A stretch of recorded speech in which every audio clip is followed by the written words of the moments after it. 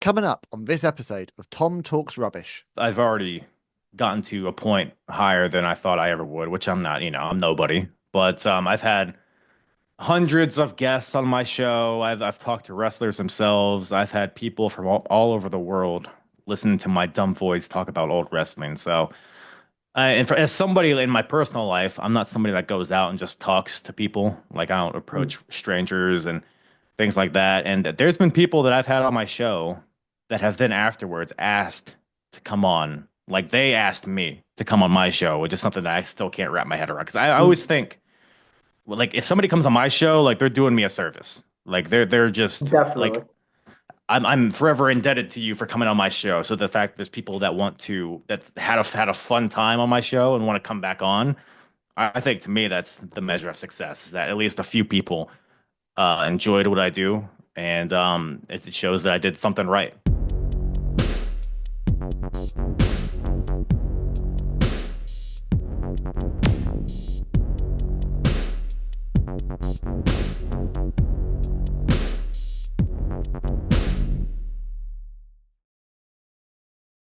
What's going on, guys? It's your boy, Tom Topchorish, and stand back with another interview. This time, I'm joined by someone I've been trying to get on the channel for a while. Someone that is doing some really cool work right now. I'm doing by the one and only Kyle from the Apron Bump podcast. So, welcome to the show. Thank you for having me, man. It's a pleasure. Big fan of your show as well, and happy to talk some rubbish with my boy Tom. I'm really excited to have you on the show, my friend. So, if Yes, we sir. take this back before any of your work within the podcasting space, Kyle, where do you first discover wrestling as an overall fan?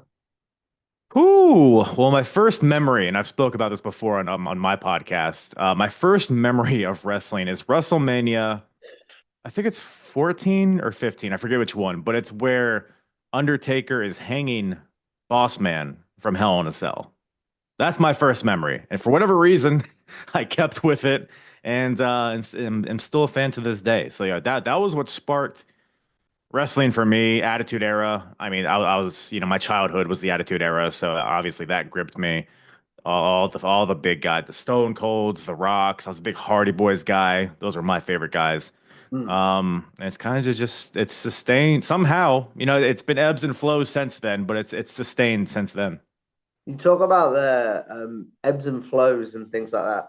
First of all, why do you think that Big Boss Man thing spoke to you as a fan back then as a child? Because a lot of traditional wrestling pundits, for lack of a better word, sort of, for lack of a better word, poop on that segment now.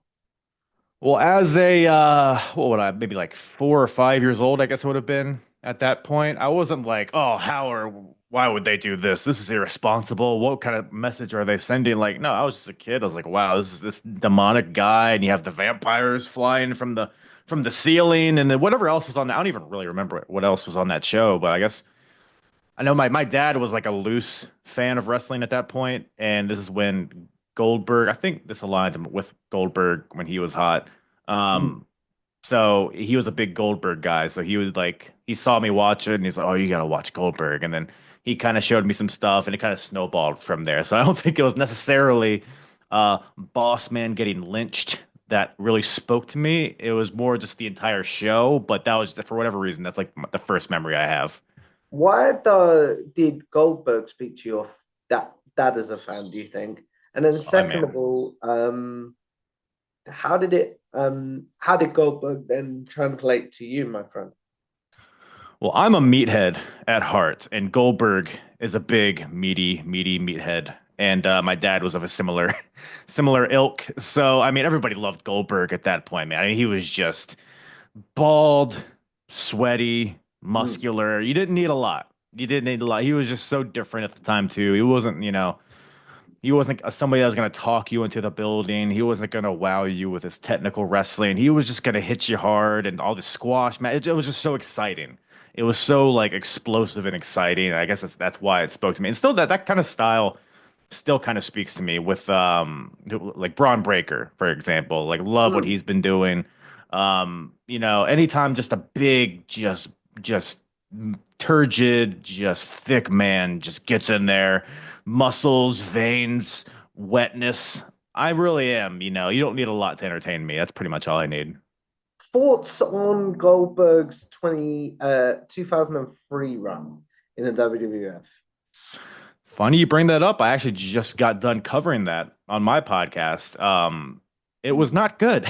It was not. I mean, people don't have fond memories of that run, but sometimes, in hindsight, like if you go back and rewatch some stuff is better when you rewatch it. Like JBL's run, a lot of that is better Oh than a yeah. lot of people probably remember. Or even like early 2000s, like women's wrestling. Like that was better than you probably remember. Like it didn't get a lot of time. It wasn't in a prominent spot or anything, but it was watching it with fresh eyes or, eyes that haven't watched it in a while. It's not as bad as you think. But Goldberg. 2003 is just as bad, if not worse, than you remember. It was just all that stuff I talked about, just the quick matches, the explosiveness, the just anything can happen kind of thing. Like it just wasn't captured in 2003. He just became another guy, Mm. unfortunately. And having Triple H as his foil didn't really help. He wasn't really firing on all cylinders himself. And then the match with The Rock was not very good. People were booing Goldberg right out the gate. I think even 2003, maybe people were still a little fatigued from Goldberg and his WCW run because it wasn't that far off from that run, and I don't think it kind of fizzled out from what I remember. So yeah, not good. They didn't maintain what made Goldberg special is probably the main issue. Among many issues, that was the main issue. What about his latter day WWE runs, 2016 to now? Where do you stand on Goldberg now? Well, to bring it all the way around, they didn't do it right in 2003, but when he came back in whatever year that was, Survivor Series, Brock 2016. Lesnar, 2016 beat Brock Lesnar in like what, a minute or something? A It minute was like 16, I believe. that sounds right. But that's Goldberg, man. That's what made him awesome. And that they captured that, and then the WrestleMania match that followed that was awesome too. It wasn't that short, but it was still like short bursts. It was right to it. There's no, chain wrestling or working a body part or chin locks. It's just two guys just ramming each other. Um, and that they figured it out. But then they jumped the shark a little bit with the Undertaker match and the Fiend. That was probably one of the worst booking decisions of all time. Um, and then beyond, I mean, he had a few bright spots. I would say overall it was fine, but I think it just overstayed its welcome. Should Goldberg have retired after the 2016 match with Lesnar? I wouldn't be mad at it. I think he would have been better served like staying out of the title picture and just been in an attraction. Like the stuff he did with like Lashley. Like that's fine. You just have him, middle of the card, a little attraction match, that's fine. Or like the Dolph Ziggler match. Cool. Let's watch Dolph Ziggler get split in half. That's fine. Oh, the one where he spears him and then keeps wanting to keep get beat up several times. Yes. Yeah. It's like there was some good stuff in there, but like I said, like the him beating the Fiends, which is something that had been like worked on for months and months, and we just throw it all away. Like there was and Kevin Owens too, like I don't know, man. I think he didn't need the title. He didn't need to beat the highly established stars. But I think he still has value as like an attraction guy. But I think he's finally now getting to the point where I think it's time to like, all right, let's wrap it up, Goldberg. You talk about Goldberg wrapping it up, and this might date this podcast because we it's still not been announced. But who would you like? He's announced that he's going to have one final match this year. Who would you like his final match to be against, Hmm. and things like that? Let's have him get squashed by Braun Breaker. Hmm? Not bad at that. I mean, might as well. Like I still don't know if he's a guy that's gonna want to go out on his back, though, is the thing. So, I mean, either that or Gunther. I still think a match between him and Gunther would be good, though. I don't know. I think that's a styles clash. I think him and Braun might be more suitable. So I'm gonna go Braun, um, just because I just Braun is like a second coming of Goldberg in a lot of ways. I think it'd be very interesting. That's really, really cool. We went off on a tangent about Goldberg there, Kyle, No, it's but fine. when you first discover wrestling and your dad shows you Goldberg and you're watching all the other stuff, is it sort of a thing where it's like, yep, this is my new hobby now, this is what I do, sort of thing, when you've discovered wrestling? Yeah, I mean, it was weekly viewing, it was before DVR or whatever or streaming, so it was like I was always there watching it. Um, I don't know, man. It's just whatever the Attitude Era captured everybody's attention at the point, whether it was the characters, the lights, the action, the sweat, um, mainly the sweat. Mhm. But yeah, I mean, I don't think I made like a conscious decision to make it my hobby. It was just something that I loved. I started getting all the action figures and the video games. My first ever video game was WrestleMania, the arcade game on PlayStation. So everything, it was just like I said, me growing up in the Attitude Era, it was just the perfect, blending of, I was the perfect age for it, basically. You talk about being the perfect age for the Attitude Era there, but obviously, as we look back now, some things in the Attitude Era have not aged well. So, what are some things that you're like, okay, why was I a fan during this period? What is some things that you're like, oh, I get why I was a fan? And then, third of all, why do you think the Attitude Era is so lauded by wrestling fans today? Yeah, so when it comes to the Attitude Era, like I feel like, in my opinion, if you didn't live through it, you'll never understand it.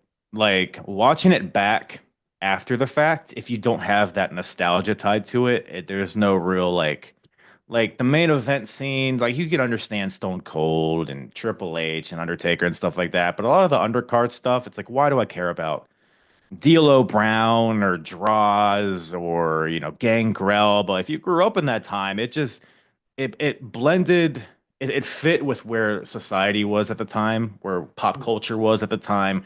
TV elsewhere outside of wrestling was very similar. It had very similar tones, whether it was like MTV or I don't know what you guys have over there. What's the Top Gear, right? You probably had Yeah, Top yeah, Gear. the MTV translates over here as well. Right. It was probably pretty grungy. There's probably women with their tops off driving those cars, right? I would imagine. Hmm. Yeah, or Cricket. I bet you Cricket was pretty tawdry back in the 90s, if I had to guess. Hmm.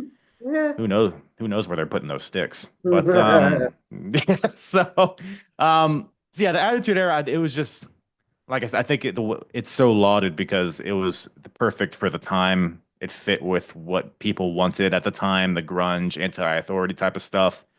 Plus the competition between WWF and WCW just enhanced both those brands. And yeah, I mean, it was hot for a reason. But as far as like going back and what is tough to watch, I mean, you have the classic like Giving Birth to a Hand by Mae Young and Mark Henry and stuff like that. But I don't know. I feel like everything kind of has its place. There's some stuff that's very silly, like Val Venus and the Kai and Tai stuff. Oh, Um, right. thank God it was cold in there type thing. But I think that stuff even has value, even if it's like laughing at it kind of thing, though. What is the Attitude Era segment for you, Kyle, that you're like, this, this is what I will show people to be like, if you don't, th- let me put my teeth in for a second and rephrase the question. Uh, this is the segment that I will show people to say, this is why we love this era. I think any like I was just watching this the other day. I don't know if this really falls within the Attitude Era, but it's when Stone Cold came back to take down the Alliance. And I think he's had similar segments like in the maybe the late 90s and stuff like that. But it's like just the music hits, the crowd loses their minds, and it's just Oh, anarchy in the the old ring. Stone Cold. Yo, he's walking, he's talking. I mean, geez, it's goosebumps every time. Like I said, I think that's like I would consider that after Attitude Era, but I think it's still kind of the remnants of it. And it's still a lot of the same characters, but it's just that vibe. It's Mm, not necessarily a match or a moment per se. It's just that how invested everybody was and how everybody just like Stone Cold, The Rock, Undertaker, like those type of guys, when they walked into the arena, it was just everybody lost their minds and they mm. didn't care what was happening per se. Really, really cool. What about as we record this, Kyle, in March of 2025? Where is your current fandom as we record this? So as somebody that watches a lot of old wrestling, both for my podcast and just to watch it for my own entertainment, I find myself nowadays being more drawn towards the older stuff than the current stuff. I think the current stuff is pretty good. Um, I can't say that I'm, watching every show weekly. Like I could like Raw's good, but sometimes I'm just like I don't Mm. feel like watching it. I'll catch the highlights or AEW. I'm always in and out with AEW. And as of recording this, like SmackDown's not very good, so I haven't even thought about watching SmackDown in a while. NXT's has a lot of good, but also a lot of bad. So ultimately, the current product, I don't know if it's just I don't know if maybe if I'm growing out of it in a way. Not growing out of it, but I don't know. I'm more inclined to watch the old stuff. I feel like the characters and the tone, the environment is just stronger back then. It's good now, but for whatever reason, I'm not as drawn to it lately. Do you think as well, Kyle, that is because the older product for you is tinged with a bit of the old nostalgia? Yeah, yeah. There's definitely a lot of that. It's definitely like an earlier time in my life, nostalgia kind of thing. But I mean, I'm also watching stuff that I never watched, like old Ring of Honor and old Mm. TNA, old WCW, ECW. I never watched WCW or ECW as a kid, but I was just watching a WCW '97 pay-per-view last night, and I watched that over Collision, which is kind of representative of what we're talking about. So, Mm. um, I don't know. It's just fascinating. It's interesting to me. It's like from a historical perspective, it's interesting to see like early iterations of wrestling and how wrestling's changed. Early iterations of characters that like obviously we're not going to see any new Lex Luger matches or DDP matches or Chris Benoit matches. So it's any opportunity. Or I just watched an Eddie Guerrero match the other day. It's like any opportunity to watch Eddie Guerrero and those type of guys. I'm always going to take over watching like I don't know Kyle Fletcher or whoever's wrestling now. I understand what you're saying completely there. So you talked about there that your podcast focuses on old wrestling a lot, and nostalgic wrestling is probably a better way to phrase that, in my opinion. Sure. So how does the ape and bump get started and things like that, Mike? Yeah. So my I started the podcast with the intentions of talking about the current product. And my first few episodes are talking about the current product, but I quickly realized that it began to feel like a job. It began to feel like I was doing homework and like I had to watch Mm. wrestling. And wrestling at the time wasn't, it was this is what, late in 2019. Wrestling wasn't in a great spot creatively, and I wasn't really invested in it. So I felt like I was forcing myself to watch it, and then it quickly becomes not fun if you're doing that. So I pivoted because I was at the same time I was watching old wrestling, just not podcasting about it. I was watching Mm. the Attitude Era. I was entering 2001 in my chronological watch through. And I just thought I was like, I'm watching this stuff already. Maybe I'll just try podcasting about it, talking about it, reviewing these shows. And Royal Rumble 2001 is the first retro Mm. show that I covered on my podcast, which is what is probably my favorite Royal Rumble of all time. It's my favorite year of wrestling of all time. So it's like this is as good as time as ever to start, podcasting about this stuff. So I started with that, and I kept doing the Attitude Era into the Invasion type of stuff, and I was like, oh, this could be an opportunity for me to finally start watching like New Generation, which was before my time. So I Mm. started watching that and the ECWs and the WCWs, and I was like, well, I've been meaning to watch Ring of Honor in the early days of that and the golden eras of TNA and Progress Wrestling, and it kind of just all kind of combined into this like cycle of timelines that I cover, and it's pretty much where I'm at now, and I kind of enjoy what I'm doing now. That's really, really cool. As someone that really enjoys your perspective on old wrestling, I'm curious to know if you didn't intend to podcast on the nostalgic wrestling originally, my friend, what was the impetus for you to start just watching along on your own? Just for entertainment. I feel like, sometimes when we get in this wrestling podcast space or just like content creation, it often feels like, oh, how can I make this content? How can I make this make me money or get me views? Like sometimes, like we got to remember that we're wrestling fans, and sometimes we just got to watch it just for the enjoyment. Which I watch some old stuff that I don't podcast on. I watch PWG. I watch other like European indies from like the boom in the late 2010s. Um, and I don't podcast. I just watch it just to watch it, and it's nice to just have something where you don't have to like take notes. That's which is my least favorite thing among all of Mm-hmm. this is taking notes while Preach. watching. It's so hard. Um, but yeah, it's just I feel like everybody needs something to just watch. What is the thing currently, my friend, that you're like, I'm just watching this for me. guys, you will never see a podcast on this. Um, like I said, I mean, so like I do cover Ring of Honor on the podcast, but I'm following PWG along that same timeline. Not all of it's good, so I don't even know if it's podcast worthy, especially those early days of PWG. It's pretty rough, but I don't Mm. know. It's just dumb stuff to have on. If maybe it's in the background while I'm doing other stuff or um, whatever. But I also have, and I cover progress wrestling on the podcast, but I'm also watching Rev Pro, Over the Top Wrestling, Mm. WXW, like all on the same timeline. So again, those are just things that where I don't have to use my brain power to like remember what spots happened when or what's the storyline or what drove this to do this. Like, no, it's just something to enjoy and absorb. You talk about there not having to use your brain power to sort of remember things when you're not reviewing. So how do you A, switch that reviewer brain off when you're going to watch something that you're not going to podcast about?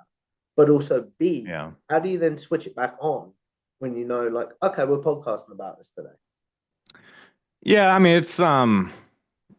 I would say the only thing, like, if I'm watching wrestling nowadays, no matter what I'm watching, I'm always like, oh, this guy's doing this spot because it's going to lead to this spot, and they're working this arm to do this, which I don't think it's necessarily a bad thing to Mm. absorb all the psychology of the matches, but ultimately, yeah, just I guess I'm more aware of that psychology in the matches more so than I was before I started podcasting. Mm. I understand what you're saying completely there. But how Yeah. do you turn it off then, my friend, when you're going to sit down, I don't know, and just watch, I'm going to pick something random here. One Night Stand '06, for example. How do you Right. switch that reviewer brain Love that show. For a great pick, first of all. I'm if there's anything I'm good at, Tom, it's turning my brain off. I'm on? good at I'm good at not using my brain, so it becomes pretty easy to me. Wrestling, in general, it's just people beating each other up and sweating and putting oil on their bodies and getting half naked and grabbing each other a little bit. So it's easy to kind of just be like, look at this silly stuff. So I don't really find it a challenge to turn my brain off. But like I said, there's always that kind of background, like, oh, this is why he's doing this, or this is going to lead to this kind of thing. But I'm good at kind of ignoring, thinking too hard about it. How do you turn that reviewer brain back on? You said you hate taking notes. How do you turn that reviewer brain back on when you know, okay, guys, we're podcasting about this show today? Yeah, I mean, I'm used to it at this point. Yeah, I just hate taking notes, but I'll load up my notes on my iPhone, and sometimes I'll do talk to text. Sometimes I'll sit here and type, but either way, I feel like I'm always distracted by taking notes. But I have a memory of a goldfish, so I have to take notes to a certain extent. But yeah, no, like I said, if I feel like I'm just accustomed now to where WCW's on, a WCW pay-per-view's on, gotta fire up the notes. So I think it's just learned behavior, I would say. I see you've got it behind you. Why is the Intercontinental title your favorite belt? So, I don't know if it's necessarily my favorite belt. It's one of my favorite belts. So I do this thing on my podcast. So the timeline that I'm covering, which is mid 90s and into the late 90s, every show that I cover, I do a thing after the review where I grade the show and I compare WWF against WCW against ECW, whether it's the best stuff, the worst stuff, matches, characters, overall pay-per-views, things like that. And I have a whole spreadsheet, I have a whole scoring system, and at the end of the year, so Hmm. like for example, at the end of the year of 1996, when everything was tallied up, WWF was dubbed by me the best promotion of that year. And I said that whichever promotion won, I would purchase a championship belt from that promotion, which represented of the 96 era too. So it was either gonna be that or the Winged Eagle or the tag team championship, I guess. So and I've always loved that Intercontinental title. I prefer the white strap. But the white strap for whatever reason is way more expensive, which It's very whatever, I dear. get it. It's very, very dear. Um, so yeah, but I love the IC. It's my favorite IC title designed by far, and probably top three overall belts. What is your favorite overall belt in wrestling in the sense of like, okay, this is a match for the whatever Mhm. title, this is going to be a good match. Yeah, so growing up in the Attitude Era, like I mentioned, that what do you call it? The Blue Eagle, Big Eagle. The Attitude Era WWF title, I the think Stone that's the Cold belt. Winged Eagle. I always get them confused. So the Winged Eagle is like the Bret Hart, Shawn Michaels Oh, title. The one after that, the blue in the middle. I always call that the Broken Eagle because like the held it and things like Yeah. that. But I know the one you mean. Why does that one speak to you, my friend? I think it's pure nostalgia. For that belt speaking to me. I mean, I think it's a nice looking belt, but I think just like I said, it's ingrained in me that that's like the top prize. That was what everybody was fighting for so hard, and when it was so hot. But as far as like a pure design, I mean, the big gold can't go wrong with that. The Ric Flair belts, beautiful. That's probably aesthetically my favorite looking belt. Either that or the NXT UK Championship was also gorgeous. Mm. So those are some of my favorites. I mean, Europe's got a lot of really good looking belts. Like the It Progress does. belt looks really good. The OT or that's yeah, but yeah, those are some of my favorites. You mentioned earlier that you still watch matches from wrestlers that have passed away or controversies like Eddie Guerrero, Chris Benoit, and things like that. How do Right. you separate, for lack of a better phrase, Kyle, the art from the artist when it comes to reviewing something from that period? Yeah, I mean, for me, it's easy to compartmentalize that. Like, I can enjoy the 20 minutes or whatever that they're on my screen and still know that I don't agree with them as a person. To me, that's very easy to do. Chris Benoit is like I said, all the European wrestling from that era. I mean, it's loaded with knobs, as you guys like to say. Oh yes. But yeah, if it's just for me personally, it's easy. I understand why people would get uncomfortable, but to me, it's like I'm enjoying this guy's wrestling, not him as a person. I'll tell you the one thing that's probably been toughest for me to rewatch is any Vince McMahon stuff from the early 2000s Oh, he's because good. He like knew that's what I was going to ask next.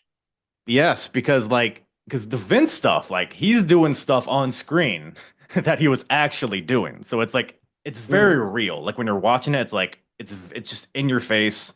You can't really run away from it. Whereas if I'm watching like a Chris Benoit match, like he's not out there, doing whatever the bad stuff that he would go on to do. He's just out there wrestling. So I'm not like thinking of it's not at the forefront of my brain when he's doing that. So, but yeah, the Vince McMahon stuff is probably the toughest. is there anything that you're like, nope, nope. Sorry, guys. I know this is next in line, but we are not touching this. In terms of like controversies and things like that. Yes. I don't know. I feel like if I can watch a Chris Benoit match, I can pretty much watch anything. I mean, is there anything that comes to your mind that's like tough to watch? For example, like the Chris, say you get up to 2007. I don't know where you are in your timeline now, but 2007, and you get to the Chris Benoit tribute show. Will you cover that, for example? I mean, from an historical perspective, I think it's very interesting. So I wouldn't be opposed to it for the controversy's sake. Um, yeah, I think all that stuff has value, even the good and the bad. Like I Mm, think everything's interesting in its own way, and people can choose whether to listen or not. But I wouldn't be opposed to watching or reviewing that based on what happened because I think it still has. I think it's worth talking about, not praising necessarily, mm. but I think it's worth talking about for sure. Okay, another one then that's sort of the big sort of, yeah, we're wrestling fans, we're connected to this segment. Katie Vick. I knew you were gonna say it. Sorry. Oh man, it was just so stupid. Like it It's was dumb. less offensive and more just like why how did this get through the cutting room floor? Like whose idea was this? And more importantly, like who approved it? Like, oh yeah, that's good stuff, pal. The whole Well, story. I we all mean, know just who approved it, but that's another story. yeah, I guess maybe I shouldn't be too surprised, but man, it's just but again, like from a podcaster perspective, that's a lot of fodder to Hmm. talk about. So yeah, like I was eager to talk about that a little bit. I mean, it wasn't I don't know, man. It was the whole story was stupid. That's one of those things. It's as stupid, if not more stupid, than you remember. And nobody benefited from it, and they just kind of moved on from it and pretended it never happened afterwards, which is crazy. Deal with, because it sounds like even though you cover a lot of wrestling, you still enjoy watching wrestling then, Kyle. So how do you deal with burnout as a creator, my friend? Yeah, yeah, it's tough. I think evolving is an important thing, which is something that I'm currently, in the process of figuring that out. I feel like if you're just doing the same thing for too long, a burnout just amplifies.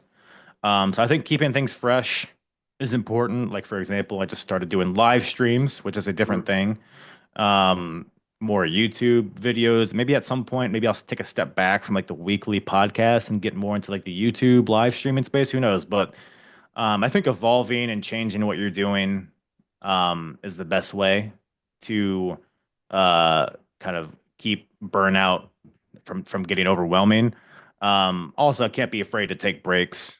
Yeah, I know people think, "Oh, I got to put out something every week," but sometimes, like if you're burned out and your content will mm. back that up. Like people will understand that you're burned out if you don't care about it, if you're tired, or if you don't care. Like that'll translate into the content itself, which will make the content not good. So it's like you might as well just not done anything at all. And time would have been better spent taking a break or doing something else or whatever. So, I mean, for me personally, like my content's evergreen, similar to you. Mm. Like, so you could just do like several episodes in a week and then just not have to do anything That's for, how I do it, for, to be honest. yeah. I mean, it's a great way. It's an advantage we have. There's people that have to talk about the weekly scuttlebutt of wrestling. They have to do something. They have to be I topical. couldn't do it personally. Yeah. I've seen and I'm completely interrupting you, and I do No, you're apologize. good. But from interviewing people like Sean Rossap, Stephen Larson that have been on the show before, that are weekly podcasters, it's like you see how burned out you get. So it's like, yeah, not for me. I'm just gonna sit back and enjoy wrestling. Do Yeah, you know what I mean? I agree. No, yeah, that's again, that's why I pivoted from the current product to the older product because now I can just, like I said, stack up episodes and like I personally, as of recording this, I haven't recorded an episode in like 3 or 4 weeks, but I've been having one Mm. drop every week. So that's a good way for me personally to maintain burnout is to give myself little breaks like that. But yeah, that's basically it. How do you decide what timeline you're gonna go down then, Kyle, on that week? Do you just go, okay, brain, let's do it this way? Or do you have like I know you mentioned spreadsheets and things like that. Do you have Mhm. like it planned out on your computer that you're like, this is what we're watching this week? How do you go about it? Yeah, my spreadsheet that I have because it's 5 different timelines and everything's like staggered. So it'd be like this timeline this week, this timeline the next week. So I basically get to a timeline every 7 weeks or so. So it's like a rotating carousel of eras and promotions. So I have that all automatically lined out in a spreadsheet, like for the next 10 years. I know what episodes I'm doing. Oh And wow. that changes. That changes a little bit. Like I'll move stuff around and I'll add things in between sometimes. Because I do talk about the current product every once in a while. So I'll slide in an episode here and there. But yeah, that's all. That's another benefit is I never have to think about what show to cover next because everything's chronological and everything's already lined out for me. So that keeps it. It also keeps it fresh too because I'm not talking about the same company for weeks and weeks. I only talk about TNA every 7 weeks. So every time I Mm. get back to it, it's like, oh, I haven't watched this in a while. It feels fresh. It feels fun, and it's maintained my enjoyment so far. But yeah, I'm a big spreadsheet guy, so that's all lined out automatically there. To actually, I don't know if I should say that. So no, I won't. No, Because go ahead. I was going to say, like, to peel the curtain back, because we're looking at having me come on your show in the Sure. future, and you sent me a spreadsheet. And to be totally honest, guys, if we do it, our episode won't air till November, I believe, was the Yeah. one, I think. And I was like, dude, I want to, but like, can we confirm this nearer the time? Just because I don't know where my life will be in November. Does that Yeah. make sense? Who knows if we'll be here by then? I understand. So, No, that's not what I'm saying, but like, it's almost like, yeah, we could do it, but like November's a long time away, pal. yeah, man, Great American Bash '04, November 12th, That's what we 2025. You heard it agreed, here wasn't first. it? Ay, Yeah. ay, ay. That was my by the way, I don't even know if I mentioned this in the chat, but that was my first ever wrestling show that I attended. I remember you saying this actually, yeah. So why was Yeah. that the first show you attended, my friend? Well, it just happened to be local for one thing. And it was we didn't get Norfolk, Virginia. We don't get a lot of pay-per-views. I Mm. think we've only gotten SmackDown specific pay-per-views. It's only been a few of them. So, I don't know. It was 2004. I guess I was 10 or 11 years old. So I was old enough to like go to the shows, and I think my dad brought me. And I don't know, just a local show happening in the heart of summer. Or wait, yeah, in the summer, of course, Great American Bash. Um, so no school or anything. So it just happened to line up, and I mean, in hindsight, it's one of the worst shows of all time. But I had a blast because it was my I first, know. It's yeah. quite funny. When I picked that one, I then realized, I then looked at the card and was like, oh dear, what have I done? Do Well, you know? hey, that'll be a very interesting show to talk about, though, from a podcast perspective. Oh, definitely, my friend. Yeah. So I'm curious to talk about for a second, Kyle, success and your legacy and things like that. So if you did step away tomorrow and things like that, would you view your podcast as a success, my friend? And what would you want your legacy to be? I would. Yeah, I mean, I've already gotten to a point higher than I thought I ever would, which I'm not, I'm nobody. But I've had hundreds of guests on my show. I've talked to wrestlers themselves. I've had people from all over the world listen to my dumb voice talk about old wrestling. So, as somebody in my personal life, I'm not somebody that goes out and just talks to people. Like I don't Mm. approach strangers and things like that. And there's been people that I've had on my show that have then afterwards asked to come on. Like they asked me to come on my show, which is something that I still can't wrap my head around. Because I always Mm. think, well, like if somebody comes on my show, like they're doing me a service. Like they're just Definitely. like I'm forever indebted to you for coming on my show. So the fact that there's people that want to that had a fun time on my show and want to come back on, I think to me that's the measure of success. Is that at least a few people enjoyed what I do, and it shows that I did something right. So, what views, subscribers, like that stuff doesn't really mean a whole lot. I mean to a certain extent it does, but of course, but yeah, it's just that there are people that enjoyed it. I think is successful in my eyes. That's really, really cool. I'm always that person that's like, I think I've even done it to you, where it's like, sorry for bothering you when I Yes, message someone. exactly. And I'm like, I feel bad, but Right. who's because I'm so small fry in this community, but who's the person that you're like, I got to do a show with you, like that's cool. Who was that person for you? Yeah, I mean, the fact that I've had any wrestlers come on my show, which I haven't had like, big time guys. I've had like Just Incredible, and I've had some guys from the European scene and the old school Ring of Honor days. Like that, the fact that I'm watching shows that had these guys in it, and now that they're here 20 or whatever years later talking about it, I think that's super cool. Um, Guys like, I mean, back in the day, like the only wrestling podcast I listened to, like in high school and things like that, was Good Mic Work, and he's still going strong today. And he came on my show and we talked some. He's come on my show twice actually. So the fact that it's come full circle like that, that was a pretty cool moment to have him on my show. Um, yeah, that's pretty much it. Yeah, I mean, it's just like I said, anybody that says yes to coming on my show, I count as a success. That's really, really cool, my friend. What do you think the legacy of your podcast is as well? Um, I think it just the diversity of timelines that I cover.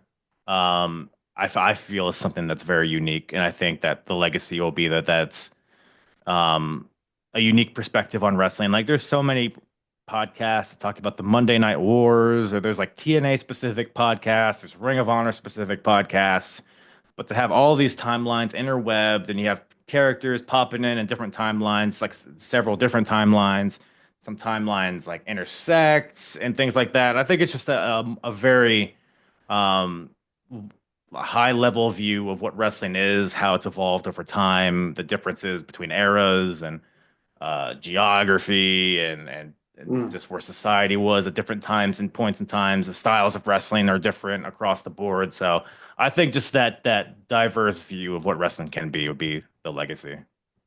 really, really cool. As a spreadsheet guy, I'm sure you keep track of this, or you might know this. Who's the guy or girl that's popped up in your timeline that you're reviewing the most? It's like, wait, we're in 96 WCW, for example, there's XYZ. We're in 2000, I don't know, 2006 Ring of Honor. There's that guy. Who's that person that's popped up the most for you, do you think? So actually, it's funny. I actually do keep track of this loosely. The person that's popped up the most is Raven. He's popped up in old WWF as a manager, WCW as in the Flock, ECW. He had a big run there. He had a big run in TNA. He had a big run in Ring of Honor with CM Punk. That whole feud. I think the only timeline that he hasn't popped up for me is Progress Wrestling, which who knows, maybe he will. Um, he's the closest to completing the cycle of the apron bump. But yeah, there's a ton of guys. Trying to think of another example.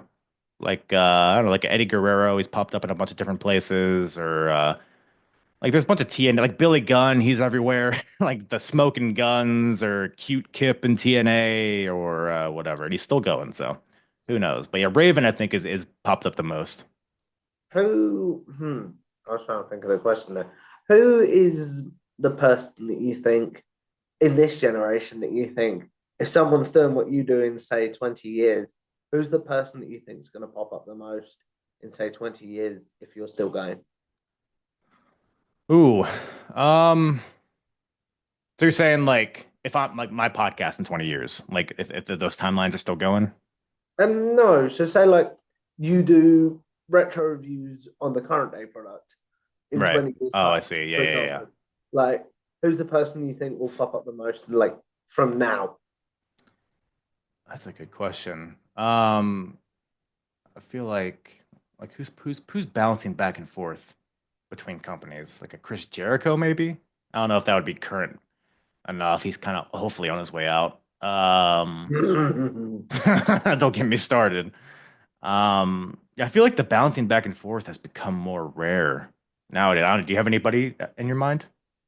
Jericho's probably, I hate to say it, but Jericho is Yeah, probably the one that you're like, yeah, he was here. He was here. Yeah, I hate to say it, but yeah. How maybe did you, I just don't know, like a quickly, yeah. uh, Okay. before we wrap this up, just quickly, how did you come up with the name The Apron Bub? It was I did not spend a lot of time thinking about it. So I actually started before I had a podcast, I had an Instagram where I just, posted memes or just opinions on wrestling because this is a time in wrestling where AEW was getting off the ground and a lot of people had a lot of opinions on wrestling. So I figured I would get in on it and I didn't want to do it off of my personal socials, bother all my real life friends with all these wrestling takes. So I started that. And again, I was like, what am I going to call it? And I just went with the hardest part of the ring because it's like obnoxiously long, but it's also like a wrestling niche kind of inside joke that we all know. And it sticks out because of how long it is and how dumb it is. But I probably thought like 20 seconds about it. And a couple months after having that, I was getting some followers. It was like, oh, people are responding to it. It was like, why not just start a podcast and basically do this, but into a microphone? And then it came to the point where I had to name the podcast, and I thought about maybe doing the hardest part of the ring podcast, but it just felt like a mouthful for a podcast. Hmm. So I just went with an adjacent term, the apron bump, which actually is funny. There is another podcast called the Hardest Part of the Ring podcast, and they happen to live like 20 minutes away from me. Oh, So wow. it was just crazy coincidence. I've had them on my show before. They're great guys. But yeah, the apron bump was just kind of a simpler, just concise term that kind of encompassed the hardest part of the ring deal. That's really, really cool. What is your favorite apron bump then, Kyle? Ooh, I mean the Kevin Owens one to Sami Zayn, that first one in NXT Was that always the comes to one where mind. he turned on him after his debut? Yes, yes. At what was the show? Not Arrival, Revolution, I believe. perhaps. Yeah, yeah, yeah. Yeah. So it was that one, like at the end of the show.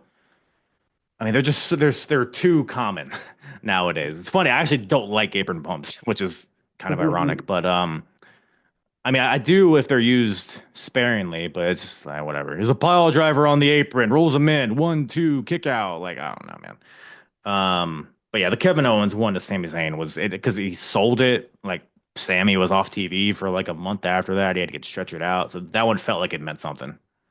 That's really, really cool. as we wrap this up, Kyle, we are going to do a segment that is a staple on this channel called Generic Wrestling Questions. Those of you that have seen my interviews before will know as well. Ask Kyle his favorite match, favorite pay-per-view card, such as Double or Nothing 2019, his favorite wrestler's entrance team, favorite tag team, and favorite wrestler. Basically, the question I assume you asked on social media. So now you'll have a place to be like, guys, I've answered this. Please go watch Perfect. this. So, what's your favorite match of all time? Pretty generic answer as per the segment, but Yeah. WrestleMania 17 TLC 2. That's the match that solidified me as a wrestling fan. I was a big Hardy Boys mark. Mm. And the match at the time was so unique. I mean, obviously they had done a TLC match before and other matches like that, but it was just the best one on the best card of all time, which I think is a question you're going to ask me, so it's going to be I a little am, yes. duplicative. But yeah, it was just the height of the Attitude Era, the height of my fandom, and just great characters intersecting there, and a great match, great moment. So yeah, TLC 2 is my favorite. And then you've mentioned it a little bit, but what about your favorite pay-per-view card overall? Yeah, again, WrestleMania 17, it's like the cliche answer, but it's just the perfect show. It's a show that had something for everybody. You had the star power, you had a little nostalgia with the gimmick battle royal, you had the car crash stuff with TLC and the hardcore title, you had the soap opera stuff with the Vince McMahon, Linda McMahon, Shane McMahon stuff. You had technical wrestling with Kurt and Benoit. You had Eddie on the show. I mean, it just had something for everybody and just a crazy atmosphere and crazy finish to it as well. So yeah, that's WrestleMania 17 is the best. Thoughts on the Austin heel turn now that we know where it went and things like that? Yeah, so I actually I went through that whole thing on my podcast and yeah, it's here's the thing, it's entertaining. Like once it kind of goes in phases. So he originally turns and he's trying really hard to get people to boo him. So he's Hmm. beating up Jim Ross with the chair. He's beating up Lita with the chair, but nobody will boo him. So he eventually like slides into this like kind of comedic type of role, which is very Hmm. entertaining. I mean, the stuff he's doing with like Tajiri and Spike Dudley, which is like very under the radar, but his timing, his comedy is hilarious. But then it gets into the whole invasion stuff, which gets a little silly, and he's aligning with Vince, and then he's not with Vince, and it just gets kind of muddied. I think like he was a good heel. I just don't think the company was in a position at the time to have a babyface counteract him because The Rock wasn't in the picture for a while. Triple H was gone, he was injured, so he just had Kurt, which is fine. But then Kurt turns heel, and then he joins Stone Cold. It's all stupid. So yeah, I enjoyed it, but it's not good. I guess is the answer. I think it's very similar to why, and this is just my theory, Cena's heel turns only happened now because Hmm. we got Cody who can go up against him and be the big baby face. Does that That's a make good point. sense? That's a Does great that point. make Yep. sense? Yeah, for sure. It's Yeah, very, it's it's it's very similar because to that. yeah, because Cena didn't have like if he were to turn in like 2012 or something, like who's gonna counteract him? Nobody. Brian, if he's healthy, but obviously what we know now. Sure, yeah. Hmm. So yeah, that's my thing. Anyway, we went off on a tangent there. No Favorite worries. wrestlers entrance theme. Ooh, there's a lot of good themes out there. I'm a big theme guy. I always loved This Fire Burns for CM Punk. I still think that's his best theme song. Um, what else? What else? I mean, there's just so many. I like no more words for Jeff Hardy is a good one. All the things she said by for Victoria. I mean, just all across the board. I think it's a lost art theme songs now. But if I had to pick one, I'd go this Fire Burns. Why do you think that's better than Cult of Personality? It's just so hype. Like the energy behind it is just so like I don't know, man. The tattoos and everything. I think it fits his personality. It just makes every match feel like a big deal. Like Cult of Personality is fine. I don't know, I just prefer the energy of Killswitch Engage. Really, really cool. And then what about your favorite tag team, Kyle? The Hardy Boys, I've said them. I mean, that I grew up being huge fans of them, or a huge fan of them. I also still love, Kevin Owens, Sami Zayn.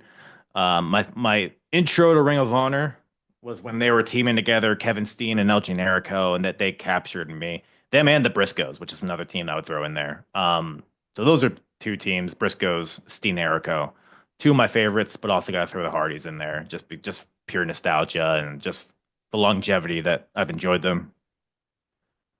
Hmm. That's really, really cool, my friend. And then finally, the biggest generic question, in my opinion, who is your favorite overall wrestler of all time, Kyle? Man, it's interesting. My wife asked me that the other day, and I didn't really have an answer because I don't really have like favorite wrestlers. I feel like nowadays I just kind of enjoy each thing like kind of a la carte. But overall, I'd probably go with Samoa Joe as my favorite. Ring of Honor, TNA, his WWE run, the stuff he's even doing nowadays. I think he's just like the perfect like he's believable. He's convincing when he speaks.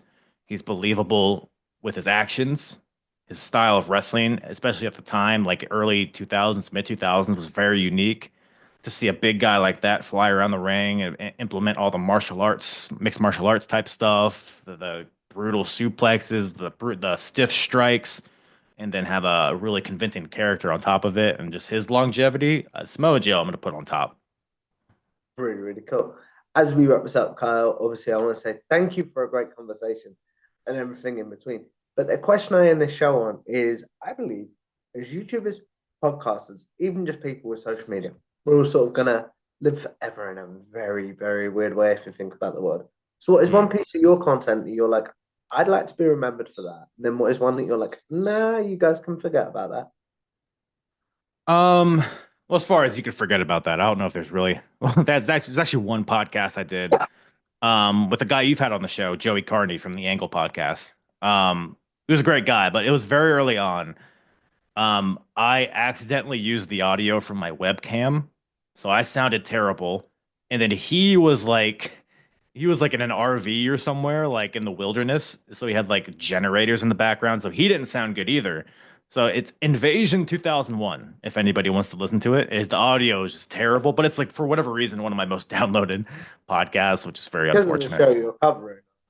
I guess, yeah. It wasn't a good show, so it's fine. But that's one I would probably scrap just from the audio perspective. As far as one to be remembered by, I don't know if there's one specifically.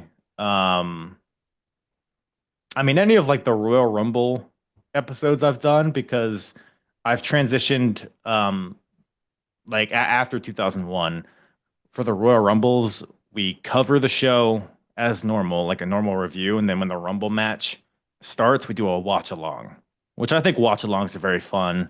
It's fun to kind of just be in the moment and kind of reacting to a match. So I think those kind of hybrid episodes get the best of both worlds, talking about stuff after the fact, but also reacting to stuff as it's happening.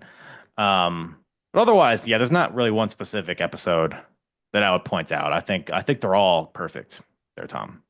That's really, really cool, my friend. Yeah. As we wrap this up, obviously, I want to say thank you to Kyle for a great conversation. Thank you. So to peel the curtain back, guys, I'm going to tell you guys this. He has recorded this twice because we talked about tech issues with his Joey Connie episode. The last episode, I had a load of tech issues, so I really appreciate Kyle coming back on and doing this again. But No where can worries, the people man. find you, my friends, and all your work, etc.? Yeah, no pleasure. Thank you for having me once again. Twice the pleasure, or whatever the saying is. But if you want to check out the Apron Bump podcast, you can find it wherever you listen to podcasts, as well as YouTube, youtube.com/apron bump. Apronbump.com will get you anywhere you need to go. You can go to the episodes tab at apronbump.com to like kind of filter down to whatever promotion or era you'd like to hear me chronologically speak about with various podcast guests and wrestlers and things like that. So, YouTube, wherever you listen, at Apron Bump on all the social media, at Apron Bump on OnlyFans, all that stuff. So, yeah, those are all the places.